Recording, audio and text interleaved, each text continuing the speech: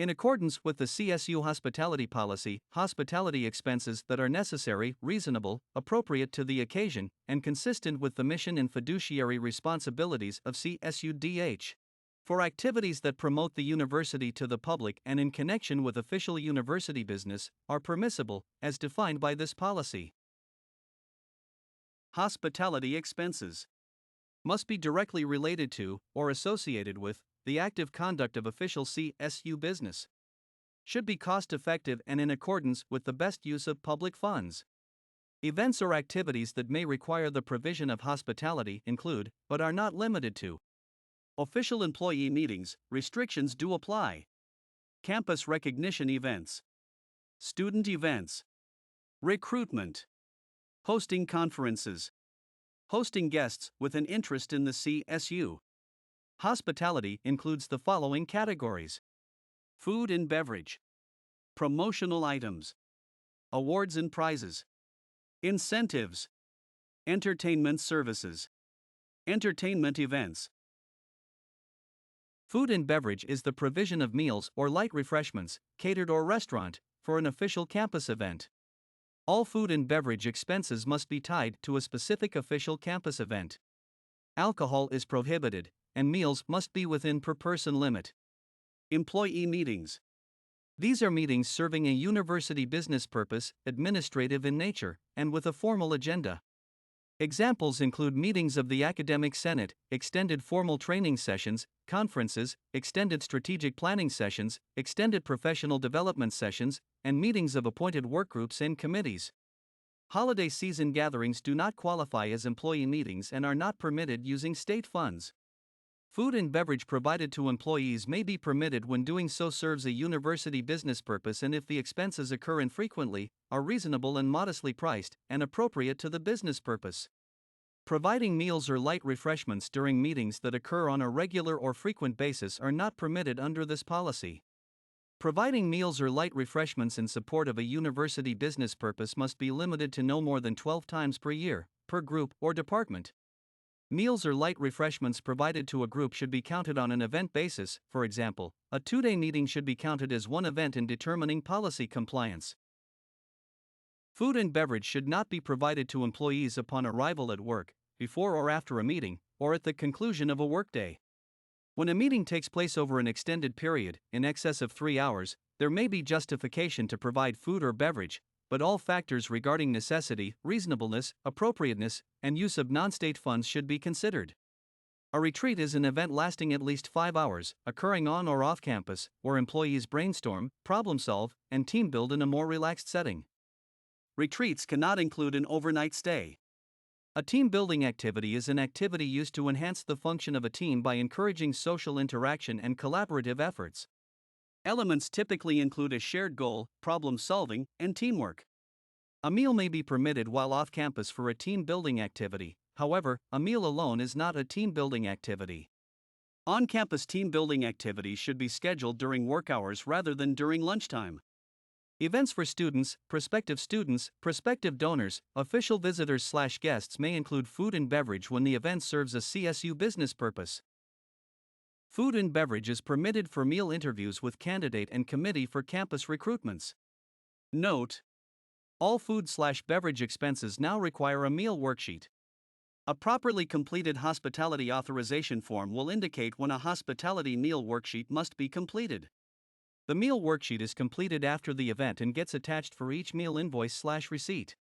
The cost per person must adhere to these limits, inclusive of tax, service fees, tips, etc. Breakfast, $30 per person. Lunch, $50 per person. Dinner, $80 per person. Light refreshments, $25 per person. Promotional items are low-value items that display the name, logo, or other icon identifying the university, used to promote the university to non-employees. Examples include keychains, coffee mugs, stress balls, lanyards, and stickers. They can be used to promote specific departments or programs to current students but should be limited to items that spread awareness rather than represent the department or program. Stickers, keychains, and stress balls spread awareness. T-shirts or other attire represent. Promotional items should not be distributed to employees. Branded clothing intended for employees, including student workers, is not considered promotional items or hospitality. Clothing of $50 or less per person per event, inclusive of tax, shipping, embroidery, or any other fees associated with customization, provided to employees are allowed as a regular business expense only if they are provided to identify them for a specific campus-wide event such as NSO or commencement. It is recommended you seek pre-approval from accounts payable. IRS rules state that clothing provided to employees are considered a taxable fringe benefit unless they fall under both exclusionary rules, which are: the item is specifically required to be worn as a condition of employment, required by contract or union agreement, and the item is not worn or adaptable to general usage as ordinary clothing. Awards and prizes can be given to select students as an award for an exemplary accomplishment with distinct eligibility criteria, such as honors. Examples include a plaque, trophy, sash, medallion, or cord. Cost may not exceed $100. If issuing a gift card, the value may not exceed $50. The value must be reported to financial aid, and VP and CFO approval is required. Awards and prizes can be given to employees who are retiring with at least 5 years of service. For example, a plaque or other engraved and branded item. Cost may not exceed $100. Incentives can be given to students as part of a door prize drawing or to survey participants. There should be a low dollar value if given to all participants, or could be a higher dollar value if participants are given only the opportunity to join a drawing. Examples include a branded item or merchandise from the campus bookstore, not exceeding $100, and the value must be reported to accounts payable. A bookstore gift card or campus dining card may not exceed $50. Any other gift card, such as a gift card that could be used off campus and up to $50, is allowable, but must be reported to financial aid. Incentives may be given to employees as survey participants. These should be low dollar value if given to all participants, but could be higher dollar value if participants are given only the opportunity to join a drawing. Examples include a branded item or merchandise from bookstore up to $100 in cost, the value reported to payroll. A bookstore gift card or campus dining card up to $50 is allowable. Other gift cards, such as any card that can be used off campus, also may not exceed $50 and must be reported to payroll. Incentives may be given to community members who are not employees or students as survey participants, usually related to student research projects. These should be low dollar value if given to all participants, but could be higher dollar value if participants are given only the opportunity to join a drawing. Examples include a branded item or merchandise from bookstore, not to exceed $100, or any gift card valued at no more than $50. Entertainment services include equipment and venue rentals, decor, music, and performers.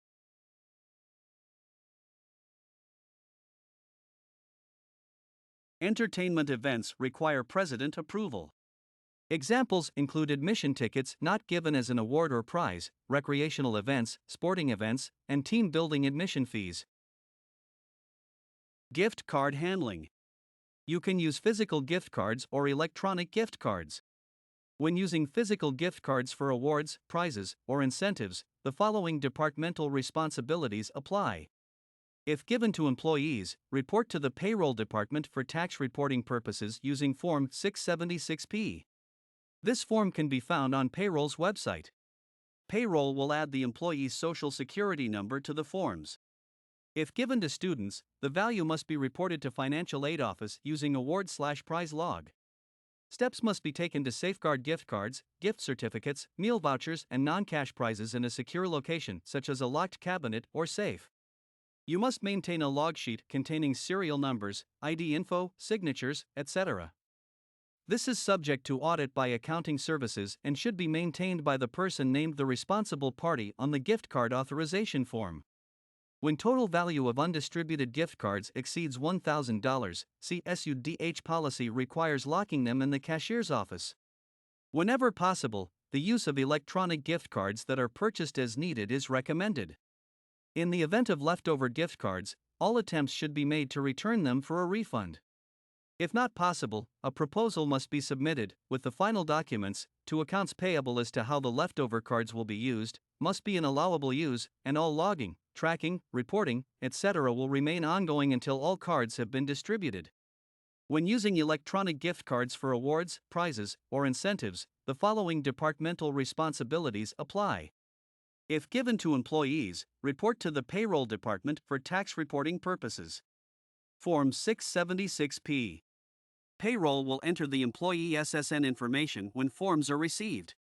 If given to students, report to Financial Aid Office using award/prize log. You must maintain a log sheet containing serial numbers, ID info, signatures, etc. This is subject to audit by accounting services and should be maintained by the person named the responsible party on the gift card authorization form. In lieu of recipient signature on award/prize log, provide electronic gift card receipt that shows the recipient information, or sent email message where you sent the electronic gift card to the recipient. See examples on following pages.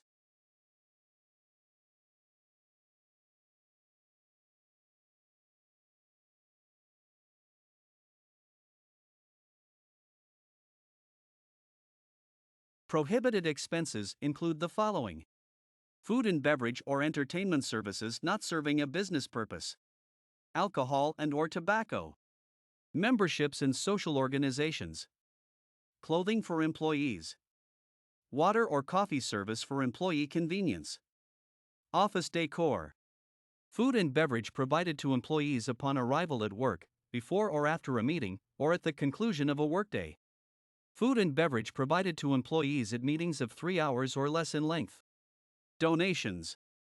Costs associated with holidays, birthdays, weddings, get well, anniversaries, baby showers, bereavement, retirement, farewell parties, gift/greeting cards, appreciation/thank you. A unique hospitality form is required for each hospitality event. Blanket hospitality forms are not permitted. An event needs only one hospitality form. Select all category boxes that will apply to the event. The final/approved form must be attached to every hospitality expense related to the event. A recruitment is considered a single event. For a recruitment that will include working meal interviews with multiple candidates, complete only one hospitality form, then attach to each related meal expense. The only thing that will differ will be the attendees. Attach a separate page of attendees for each expense. An event that occurs quarterly and is already scheduled may be considered one event. The exact dates of all 4 scheduled occurrences must be known and included on the hospitality form. Hospitality form. Web browsers and Mac Preview do not support the full functionality of PDF forms. For the form to automatically populate the required approval boxes, it must be filled out using Adobe software. Download the form, then open it in Adobe Acrobat. Then fill it out. The new form required for hospitality initiated beginning February 21, 2024. Old forms will be rejected. All of these fields are required, always. Insufficient explanation in the business purpose field will result in rejected form. Fiscal officer or ARM must review before approving form. For food/beverage, all of these sections are always required. Only one recipient type should be selected. The requirement for the meal worksheet is based upon the recipient type, and an X will appear if the meal worksheet will be required. When selecting employees only, the fields to the right must be filled out or the form will be rejected. Fiscal officers and ARMs must review these fields in order to evaluate the necessity of the food or beverage. If the attendee list is missing, the expense will be rejected. Please take note of any additional required documents that will need to be submitted with the expense. Expenses with missing documentation will be rejected. The updated hospitality form has a column containing notes. Please take note of any limitations or additional requirements here. Who can approve hospitality forms? Fiscal officer/ARM approval required for all hospitality forms. Those who report directly to the division vice president, such as associate vice presidents, sometimes deans, or department heads. This is required for all hospitality forms. AVP or VP approval required only for employee-only meals. If applicable, this field must be signed. President approval required for recreational, sporting, or entertainment events, and for inclusion of a spouse or domestic partner of an employee. Note, in cases where it is the same approver for multiple boxes, the signature must be in every required box or the form will be considered incomplete. Fiscal officers/ARMs, deans, AVPs, and VPs can no longer delegate their approval authority. President Parham delegated his approval to the division VPs. For gift card form approvals, the CFO delegated approval to the AVP of Business and Finance. Individuals may not approve their own expenses or expenses of their supervisor. Meal Worksheet. The contents of this form is required, by the CSU policy, to accompany every food/beverage expense. Complete one form for each meal. If there are multiple receipts for the same meal, add those together as one.